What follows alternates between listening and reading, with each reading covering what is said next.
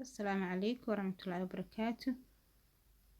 horta waan idin salaamay Soomaali weyn inta Soomaalinimada jecel aad baan idin salaamay salaan kadib waxaan idin ka codsanayaa fadlan inta Soomaalinimadu ay dhabka tahay ee wadaninimadu dhabka tahay ee wadankooda dalkooda iyo dadkooda jecel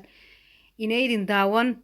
maxay hayteenay dhuun qaatayaasha jaajuusiinta iyo u shaqeeya iyo wadamada shisheeye ee wariyaasha isku sheegaya ilaa qaranka TV mooyaane qaranka TV daawada oo ku xidhnaada run ahaantii haddaad doonaysaan xaqiiqada iyo wararka maxay hayteen ee rasmiga ah ee Soomaaliya ka imaanaya Soomaaliya waxa ka dhacaya waa arkaysiin ilaahay waxaan ka baryaynaa in Soomaaliya inta sharka iyo maxay hayteen jaajuusnimada la wareegaysay wadamada shisheeye u shaqeeya in ilaahay subxaanahu wa tacaala ka qabto